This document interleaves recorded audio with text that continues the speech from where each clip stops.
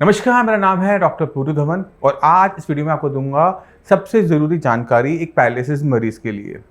अक्सर एक बहुत बड़ी गलती पैरालिसिस के मरीज़ करते हुए मिलते हैं कि वो अपनी मेडिसिन्स को जानते नहीं हैं, समझते नहीं हैं और कभी कभार जाने अनजाने में अपनी बहुत इंपॉर्टेंट मेडिसिन्स को वो बंद कर देते हैं।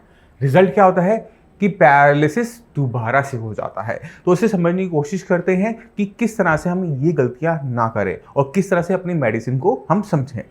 तो पैरालिसिस को समझो कि पैरालिसिस आपके कभी हाथ पैर का रोग नहीं होता, वो आपके ब्रेन में कभी क्लॉट आया होता है या ब्रेन के अंदर कोई नस फटी होती है जिससे ब्रेन के हिस्से को नुकसान होता है। यानी दो कारण से हमें मेजरली देखने को मिल रहा है कि पैरालिसिस होता है। पहला है क्लॉट आना, दूसरा है कि नस फटना। क्लॉट क्यों बनता है इसे समझने की कोशिश करो। क्लॉट तब बनता है जब हमारे ब्लड के अंदर कोलेस्ट्रॉल की मात्रा ज़्यादा हो, खून का थक्का बन जाता है, या फिर शुगर की मात्रा ज़्यादा हो, या फिर दोनों हो। तो अगर आप शुगर के पेशेंट हो, कोलेस्ट्रॉल की मात्रा आपकी ज़्यादा रहती है, अगर आप हेल्दी हो, आपको पैरालिसिस नहीं हुआ तो आपके होने की संभावना ज़्यादा है। अगर आपको पैरालिसिस हो चुका है उसके बाद भी आप अपनी कोलेस्ट्रॉल की मेडिसिन को बंद कर देते हो या फिर खून पतला करने की मेडिसिन को बंद कर देते हो, शुगर अनकंट्रोल रखते हो, इनमें से कुछ भी एक चीज़ भी आप गलती करते हो तो आपके पैरालिसिस होने की संभावना बढ़ गई। तो अक्सर देखा क्या जाता है कि पैरालिसिस का पेशेंट मेडिसिन खा रहा होता है, वो कुछ महीने खाता है, कुछ साल खाता है, उसके बाद लगता है मैं तो ठीक हो ही नहीं रहा, तो मैं इन मेडिसिन को बंद कर देता हूँ, इनको कोई फायदा नहीं, उनको उठा के वो फेंक देता है डस्टबिन के अंदर।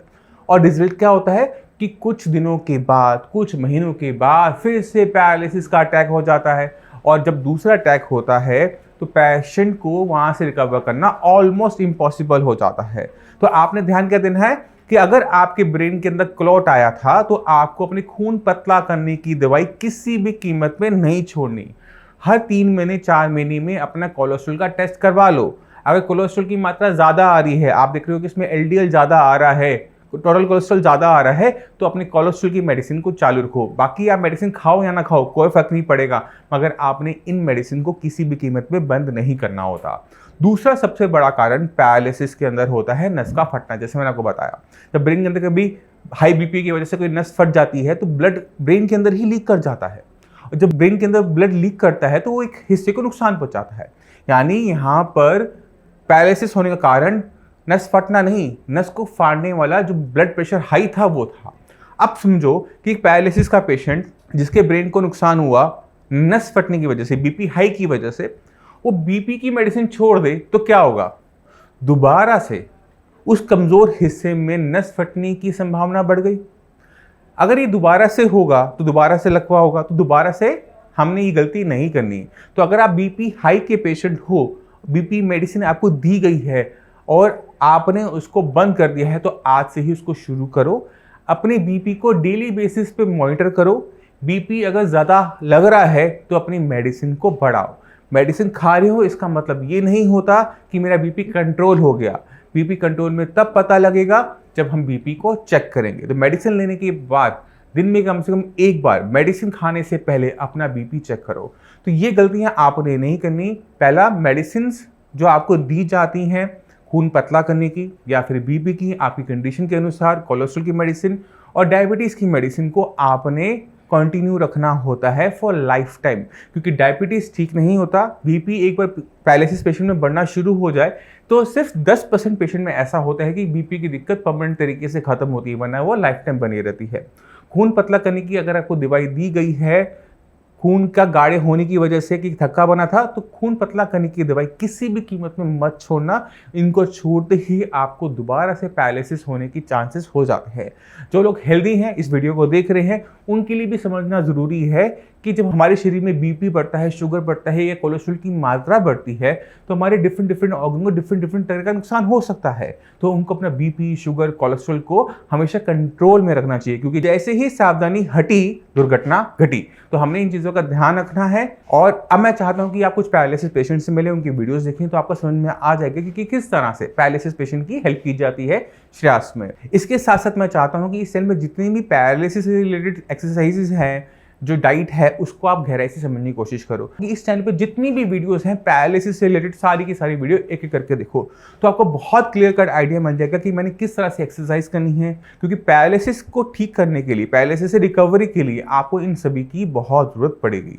नमस्कार, मेरा नाम है डॉक्टर पूरू धवन और आज हमारे साथ हैं मोहनजीत सिंह जी। मोहन सिंह जी को लेफ़्ट साइड का पैरालिसिस हुआ था 6 महीने पहले, और ये 1 महीना पहले हमारे पास साई संजीवनी के सेंटर में आए थे। मोहनजीत जी, आपको 1 महीने पहले क्या कंडीशन थी आपकी?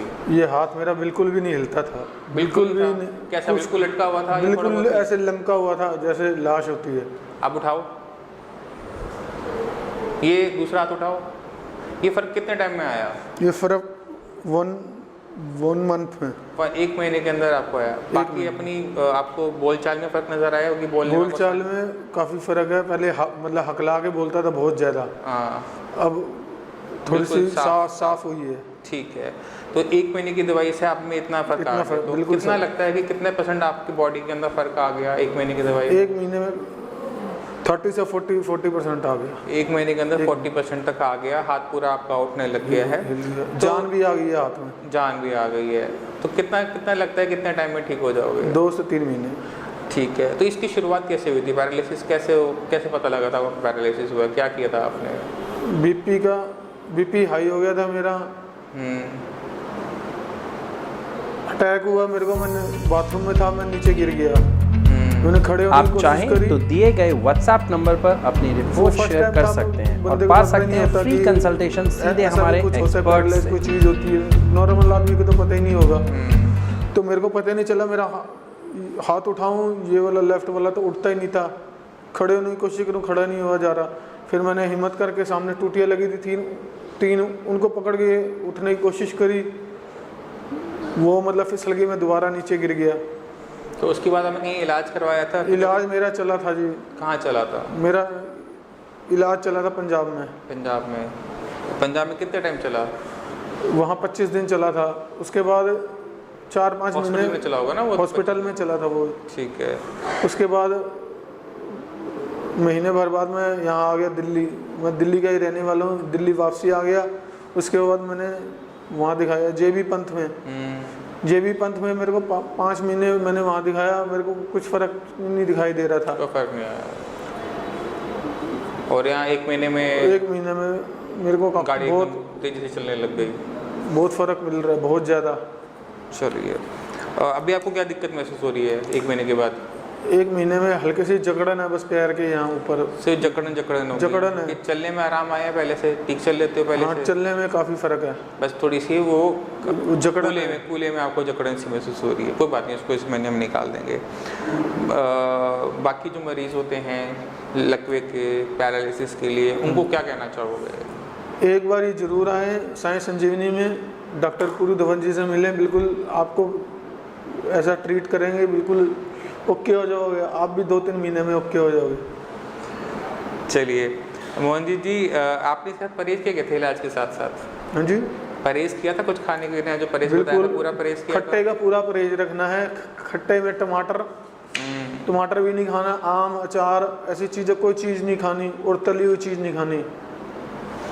अगर एक मरीज़ सही तरीके से अपना खाने पीने में परहेज़ कर लेता है, जो एक्सरसाइज बताई जाती हैं उसे प्रॉपर करता है, और जो मेडिसिन दी जाती हैं आपको साई संजीवनी से, उसको स्ट्रिक्टली फॉलो करता है, स्ट्रिक्टली उसको लेता है, कोई मिस नहीं करता, उन पेशेंट के अंदर जो चेंजेस होते हैं वो ड्रास्टिक होते हैं। अब मोहनजीत सिंह ही एक ऐसा केस है जिनके अंदर 30-40% इम्प्रूवमेंट है 1 महीने के अंदर। ये बहुत बड़ा जंप होती है पैरालिसिस के ट्रीटमेंट के अंदर, क्योंकि दिक्कत आपके ब्रेन में आई होती है। ब्रेन एक ऐसा ऑर्गन है जिसको ठीक कर पाना, जिसके अंदर मेडिसिन पहुंचा पाना मुश्किल काम होता है। क्योंकि अभी आपको मोहनजीत सिंह ने बताया कि इन्होंने ट्रीटमेंट लिया, JB पंथ का भी ट्रीटमेंट लिया और 5 महीने लिया, एक्सरसाइज भी की, बट कोई चेंजेस नहीं थे। मगर वहीं पर साई संजीवनी के ट्रीटमेंट से, 1 महीने के ट्रीटमेंट से, उसी के 1 महीने के ट्रीटमेंट के अंदर एक्सरसाइज प्रॉपर करने से इनके अंदर इतने ड्रास्टिक चेंजेस आपको देखने को मिल जाते हैं कि जो हाथ पहले बिल्कुल डेड था, उठता नहीं था, बिल्कुल मूवमेंट नहीं थी, उसमें सडनली इतनी अच्छी मूवमेंट है कि ये ऐसे ऊपर ले जा पाते हैं, एक तरीके से काम कर पाते हैं। अभी 1 ही महीना हुआ है, नेक्स्ट मंथ तक जहाँ तक है इनके हम पूरी फंक्शनिंग वापस लेकर आ जाएंगे। तो मैं मोहन जी मैं आपका धन्यवाद करना चाहता हूँ। आप कुछ कहना चाहते हैं? कहना चाहता हूँ, बिल्कुल सर। हाँ बताइए। एक बार सर का यूट्यूब पे जो ये वीडियो बनाई है ज़रूर देखें, उससे बहुत आपको ताकत मिलेगी। जो बंदे छोड़ देते हैं ना जीने की चाह, उसको बहुत ताकत मिलेगी। चलिए मोहनजीत ने इनकी बात आपको अगर समझ में आए तभी दवाई लेना, बिल्कुल समझाते का तरीका। इनकी एक बात मेरे को बहुत अच्छे से समझ आ गई, जो इन्होंने कही थी अपने जो इससे पहले वाला वीडियो उसमें, कि मैंने आपको हाथ पैर की दवाई नहीं देनी, मैंने आपको जहाँ आपकी मेन हरजाना हुआ, जो दिमाग में हरजाना हुआ, जो दिमाग में क्लॉक हुआ है, उसकी दवाई देनी है। उसको ठीक करूँगा तो ये अपने आप ठीक हो जाएंगे। मेरे को इनकी बाकी मैं जहाँ भी मेडिसिन ले रहा था वो सिर्फ यही देते थे, एक बीपी की दवाई, एक कैल्शियम की, अपना सुबह शाम खाई जाओ। उससे तो कुछ हो ही नहीं रहा था, ना कुछ मेरे को बात समझ आ रही थी, कोई दवाई तो दे नहीं रही थे, तो कैसे ठीक हुआ मैं, मेरे में कैसे हाँ इसलिए हो पाता है ये चीज़ जो अभी मोहनजीत ने होता है, ये कॉमन चीज़ है, ये हर एक एलोपैथिक ट्रीटमेंट के अंदर हमें देखने को मिलता है। एलोपैथिक ट्रीटमेंट के अंदर ब्रेन के नुकसान को भरपाई करने की मेडिसिन नहीं है, इसलिए डॉक्टर्स आपको नहीं दे पाते। एलोपैथिक मेडिसिन स्टार्टिंग के इमरजेंसी केसेस के अंदर बहुत अच्छी होती है। अगर किसी को पैरालिसिस का स्ट्रोक हुआ है, एकदम आया है और वो पहले 3-4 घंटे के अंदर हॉस्पिटल पहुंच जाता है, तो उसको एक इंजेक्शन होता है टीपीए का। वो टीपी का इंजेक्शन दिमाग के अंदर हो रहे नुकसान को काफ़ी हद तक कंट्रोल में कर लेता है। अगर पेशेंट इस इंजेक्शन को लगवाने से चूक जाता है, टाइम ज़्यादा हो जाता है कि वो पहचान ही नहीं पाता कि उसके साथ क्या हो रहा है, या हॉस्पिटल पहुँचने में टाइम लग जाता है, ऐसे केसेस के अंदर जो दिमाग के अंदर जो डैमेज है वो काफ़ी हद तक हो चुका होता है, उसको इंजेक्शन से रिवर्स करना बहुत मुश्किल होता है। वहीं पर काम आता है साई संजीवनी की मेडिसिन। जो साई संजीवनी जो ट्रीटमेंट देता है वो एक ऐसी अप्रोच है जो हर एक डॉक्टर को रखनी चाहिए कि दिक्कत अगर आपके ब्रेन में हुई है, ब्रेन के अंदर नुकसान हुआ है, ब्रेन के अंदर क्लॉट आया है, ब्रेन की टिश्यू को नुकसान वो पहुंचा है, तो ट्रीटमेंट भी ब्रेन का करें, ना कि आपके हाथ पैर का। क्योंकि जितने भी डॉक्टर्स पैरालिसिस ट्रीटमेंट में करते हैं वो अक्सर आपको मसल्स की मेडिसिन देते रहते हैं, एक्सरसाइज करने के लिए बोल देंगे, फिजियोथेरेपी करने के लिए बोल देंगे, मगर वो इस बात से चूक जाते हैं कि जो मेन प्रॉब्लम आई थी जिसकी वजह से आपका सीटी स्कैन करवाया गया, आपका एमआरआई करवाया गया ब्रेन का, वो इसलिए करवाया गया क्योंकि दिक्कत जो थी आपके ब्रेन के अंदर थी, ना कि आपके हाथ पैर के अंदर। क्योंकि जो हमारा ब्रेन होता है हमारे हाथ पैर को प्रॉपर तरीके से कंट्रोल करता है। किसी तरह का भी नुकसान अगर ब्रेन के अंदर आता है उसका असर हमारे हाथ पैर पे नज़र आना शुरू होता है कि हमारे हाथ पैर काम नहीं कर रहे। तो अगर हर एक डॉक्टर ये अप्रोच लेके चलता है कि मैंने इसके ब्रेन को ठीक करना है और इसकी मसल्स को ठीक रखना है एक्सरसाइज से, फिजियोथेरेपी से, तो हर एक डॉक्टर के जो रिजल्ट्स हैं वो अच्छे हो जाएंगे। तो साई संजीवनी की हमेशा कोशिश यही रहती है हर एक पैरालिसिस के पेशेंट के अंदर कि हम उसकी जड़ पे जाकर काम करें, पेशेंट की जड़ में जाके काम करते हैं, रोग की जड़ में जाके काम करते हैं, तो रिजल्ट्स हमें मोहन जी जैसे मिल जाते हैं। अगर कोई पेशेंट में 30-40% पहले महीने में रिजल्ट्स नहीं भी मिलते हैं, अगर पेशेंट के अंदर हमें 10% भी रिजल्ट मानते लेके चलते हैं या इससे भी ख़राब मान के चलते हैं, तो भी पेशेंट में काफ़ी अच्छी रिकवरी देखी जाती है 4-5-6 मंथ्स के बाद। तो हर एक रिजल्ट्स को, हर एक केस को एक जैसा ना समझें। आप अपना ट्रीटमेंट शुरू करेंगे, आपके अंदर चेंजेस डेफिनेटली दिखने शुरू हो जाएंगे फर्स्ट मंथ में, क्योंकि ये चेंजेस इतने छोटे लेवल पर होते हैं, इतने माइन्यूट लेवल पर होते हैं कि इनको जांच पाना, परख पाना बहुत मुश्किल होता है।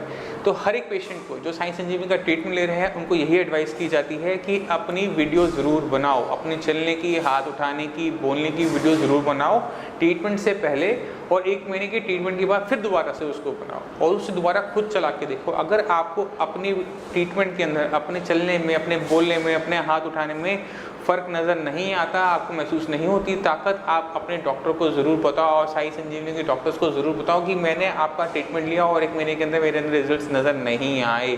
तो डॉक्टर्स उसके पीछे हिस्ट्री में जाते हैं, देखते हैं कि क्या गलती आपसे हुई, क्या गलती हमसे हुई, क्या कमी दवाई में रह गई। तो उससे फ़ायदा क्या होता है कि जो गलतियाँ हमने की हैं हमें उसे सुधार करने का मौका मिल जाता है, पेशेंट एंड पर भी, डॉक्टर के एंड पर भी और मेडिसिन के एंड पर भी। तो जब हम तीनों को अपनी कमियों को भरते हुए कोशिश करते हैं कि कोई भी कमी किसी से भी रह जाए उसको हम भरपाई करनी शुरू कर देते हैं। तो अगर मान लो पहले महीने के अंदर में रिजल्ट्स कम भी मिलते हैं तो दूसरे महीने में हमें वो कवर अप हो जाती है, तीसरे महीने में जाकर और अच्छे कवर अप हो जाते हैं।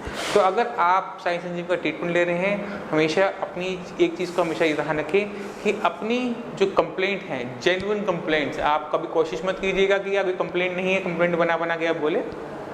आप अपनी कंप्लेंट्स, जो डॉक्टर हैं, डॉक्टर आपको फ़ोन करते हैं या आप उनको फ़ोन करते हैं, उनको सही तरीके से बताएं, सही तरीके से आप बताएंगे, सही तरीके से समझाएंगे तो आपकी जो प्रॉब्लम है उसकी जड़ में जाकर हम काम कर पाएंगे, कोई कमी रह जाएगी उसको पूरा किया जाएगा। तो हम मोहन जी का धन्यवाद करते हैं आज हमें बेसिक मोटिवेशन देने का।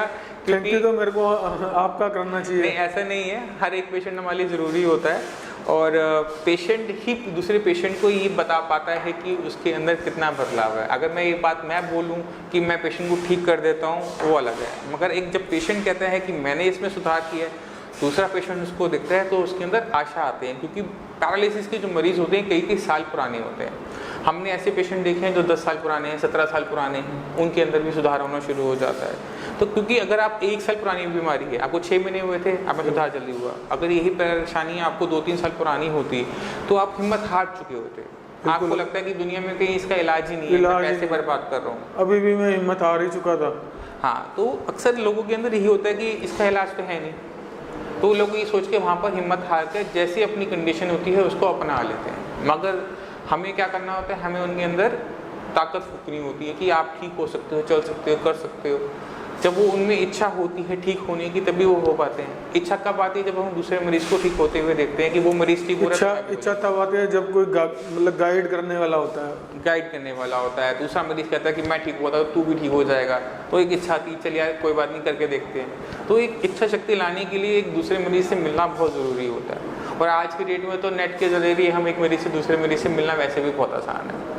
वैसे भी पैरालाइज का मरीज कहीं जा उठ तो सकता नहीं है, घर पे लेटे ही रहेगा, लेटे लेटे वीडियोस ही देखता है। तो मैं भी हिम्मत हार गया था। मैंने आपका जो वीडियो है वो मतलब देखा यूट्यूब पे और बात मेरे को समझ में आ गई। चलिए, मैं उम्मीद करता हूँ जैसे मोहन जी को अपनी बात समझ में आ गई, अपनी बीमारी समझ में आ गई कि उनके हाथ पैर में कोई दिक्कत नहीं है, उनके दिमाग में क्लॉट आया था तो दिमाग का इलाज किया और उनका असर आपने खुद देखा कि मोहन जी के जो हाथ में जो कल तक बिल्कुल डेड थे, 1 महीना पहले बिल्कुल मूवमेंट नहीं थी और इतनी फंटास्टिक मूवमेंट आप खुद देख सकते हैं, कितने आराम से, कितनी ईजिली उन्होंने अपना पूरा हाथ उठाया है। तो मोहन जी का हम धन्यवाद करते हैं क्लिनिक में आकर दूसरे पेशेंट्स को मोटिवेट करने के लिए कि वो हिम्मत ना हारें, लगे रहें, लगे रहें, लगे रहें। ऊपर वाला है, मदद करेगा, काम तो आपको करना ही पड़ेगा। ऊपर वाला ऊपर है, वो साथ देगा और नीचे डॉक्टर साहब है, ये साथ देंगे। नहीं, हम सिर्फ दवाइयाँ देते हैं, ठीक ऊपर वाला ही करता है। ये बात हम भी जानते हैं, पेशेंट को भी ध्यान में रखनी चाहिए कि हमारे पास कोई देवीय शक्ति नहीं है, जो करते हैं ऊपर वाला ही करता है। जिसने रोक दिया है वही हटता है। ठीक है, इसी के साथ मैं आपसे चलने की आगे मांगूंगा। धन्यवाद।